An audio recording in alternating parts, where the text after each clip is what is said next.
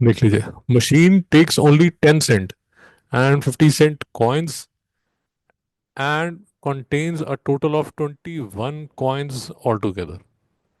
भाई कोई मशीन है, या तो वो 10 सेंट का कॉइन लेती है या 50 सेंट का कॉइन लेती है, and contains a total of 21 coins all together. उसमें जो टोटल कॉइन्स हैं वो 21 कॉइन्स पड़े हुए हैं। मैं जानी क्वेश्चन में कोई डाउट है?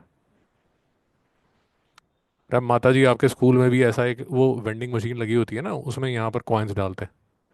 तो ये वेंडिंग मशीन है, उसमें आप कॉइन्स डालते हैं। उस वेंडिंग मशीन में या तो 10 सेंट के कॉइन डाल सकते हैं या 50 सेंट्स के कॉइन्स आप डाल सकते हैं। 12th के बाद आप बाहर यूएस में पढ़ने जाते हैं, तो वहाँ एक वेंडिंग मशीन लगी हुई है आपके स्कूल में। तो वहाँ 10 सेंट का या 50 सेंट के कॉइन्स आप डाल सकते हैं। जानी यहाँ तो कोई डाउट है? ओके। अब वो जो जानी वेंडिंग मशीन है ना, उसमें 21 कॉइन्स पड़े हुए हैं, 21 कॉइन्स पड़े हुए हैं। यहाँ तक शांति है? पेन को छोड़ दे, रेस्ट करने दे, आराम से सुन ले भाई।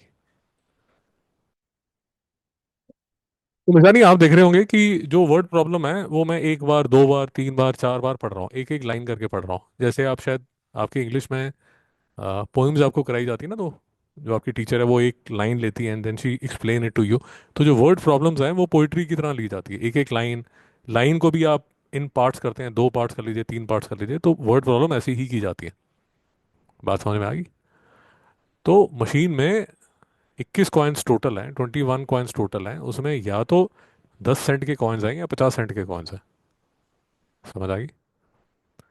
If the value of the coins is 490, अब जितने भी ये 21 कॉइन्स हैं इनको आप टोटल, मतलब इनकी जो वैल्यू है वो 490 है। $4.90। यहाँ तक ठीक है?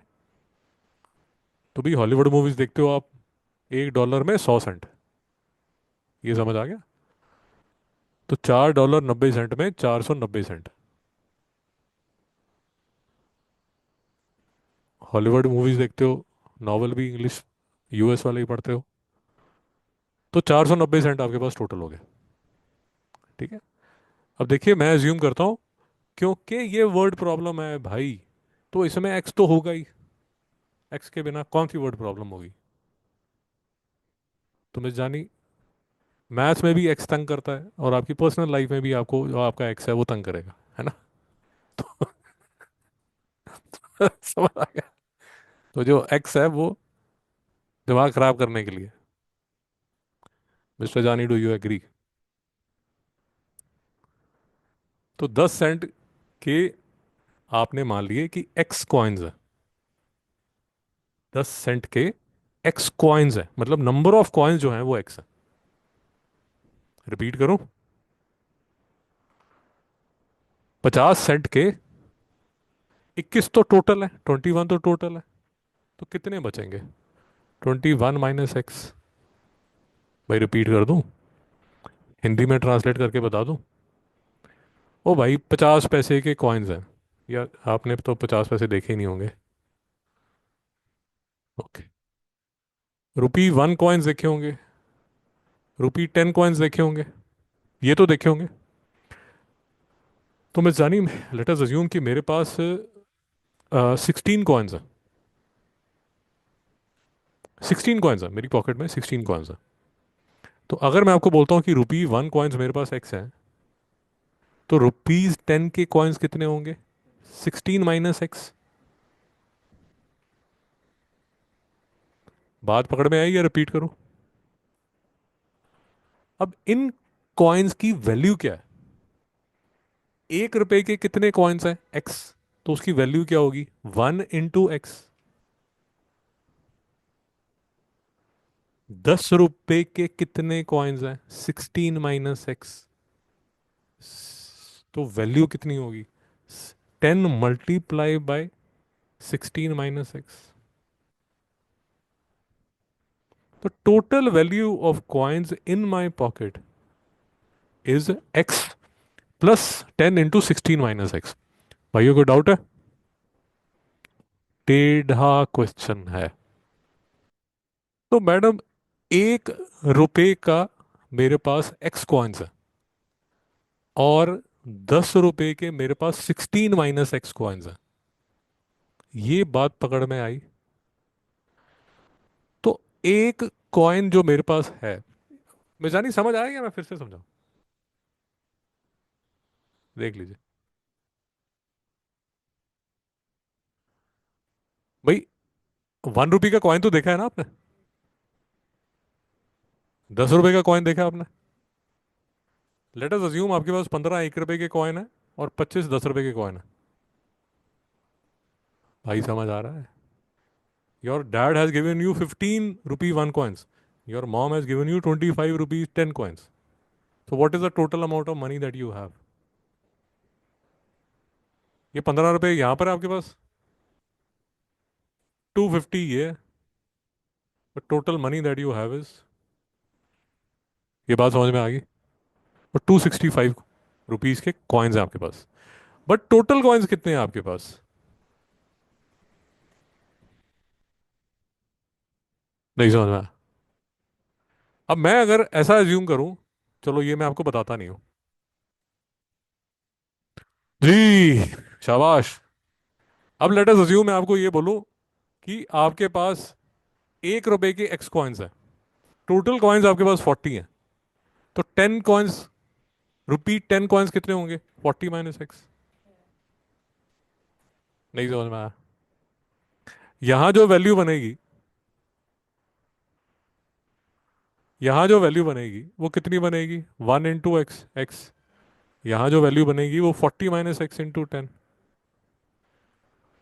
नहीं समझ में आया? तो मेरी जो इक्वेशन बनेगी वो इक्वेशन क्या बनेगी? x + 10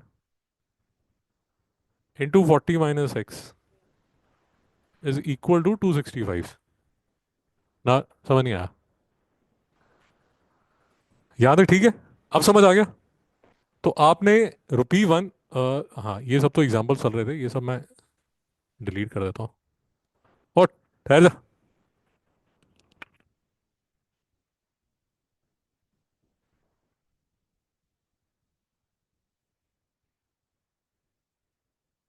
याद है? ठीक है, बस ये लास्ट क्वेश्चन है, फिर नेक्स्ट टाइम करेंगे यार। ओके, थोड़े से क्वेश्चन भी डिफिकल्ट है।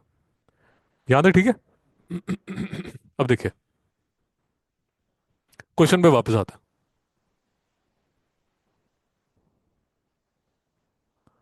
Machine takes 10 cent and 50 cents coins, contains total of 21 coins together. अब समझ आएगा?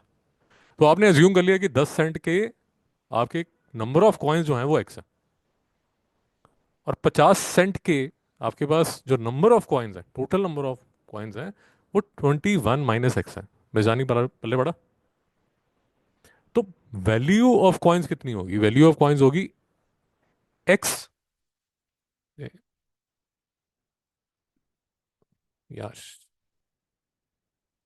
ये तो हाँ एग्जाम्पल था। तो वैल्यू ऑफ कॉइन्स, मेरे पास टोटल वैल्यू ऑफ कॉइन्स कितनी होगी? x × 10 plus 21 - x × 50। ये समझ आ गया? ये जो टोटल वैल्यू है किसके इक्वल होगी? 490 सेंट के। जल्दी समझ आ गया? इसको सॉल्व कर लीजिए। अब इनकी प्रॉब्लम ये है यार, इनको मैं खुला छोड़ दूं तो जानिए ड्यूरिंग द डे कभी भी आके डांस करता रहेगा।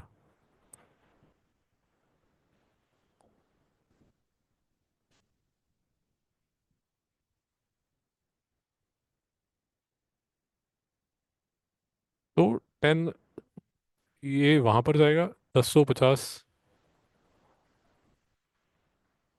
-490,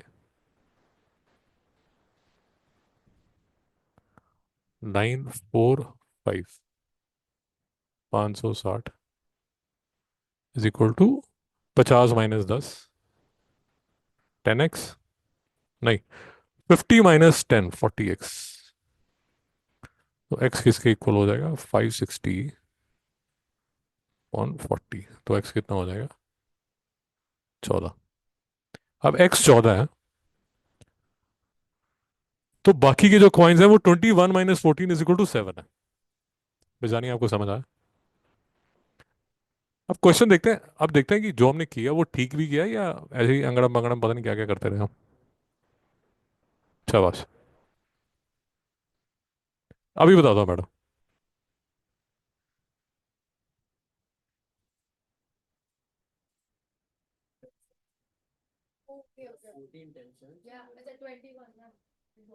शाबाश। तो 14 कॉइन्स आपके पास 10 सेंट के हैं, 7 कॉइन्स आपके पास 50 सेंट के हैं, तो टोटल जो कॉइन्स हैं आपके पास वो 21 कॉइन्स हैं। बात समझ में आई? अब अगर इसको चेक करना है तो ये 140 सेंट्स यहाँ पर है, 350 यहाँ है, तो 490 सेंट आपके पास टोटल है, जो कि आंसर है। नहीं समझ में आया? अब अगर आपको ईश्वर ने अकल दी है, नहीं दी तो मेरी गलती नहीं है, वो तो ईश्वर और आपकी बात है। क्वेश्चन नंबर 13 आप दोबारा से करेंगे, क्वेश्चन नंबर 11 आप दोबारा से करेंगे, इसकी रिकॉर्डिंग आपको मिल जाएगी। अगर आपसे क्वेश्चन नंबर 4 नहीं हुआ था तो आप दोबारा से करेंगे।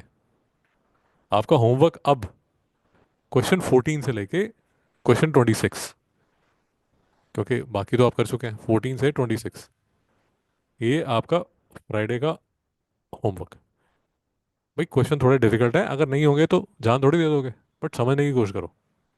बात समझ आ रही है? अब मिजानी, मैं थोड़ा सा आपको हिंट दे देता हूँ। फॉर एग्जांपल ये क्वेश्चन है, the curve y is equal to passes through 1 8 और, रुक जा भाई।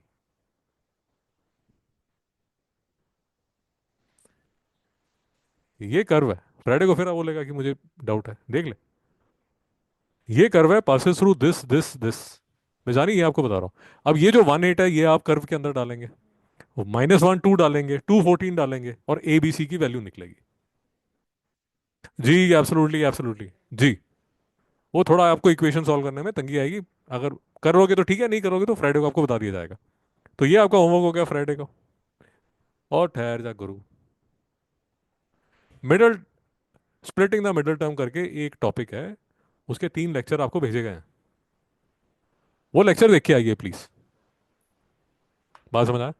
ये भी होमवर्क कर लोगे, मोर देन एनफ। ये 3 लेक्चर है आई थिंक, साथ में एक या दो मैं आपको वर्ड प्रॉब्लम के भेज दूंगा। वो सारा जो भी है वो प्लीज फ्राइडे को करके आइए, अब आपके पास टाइम है। बोल भी जानी।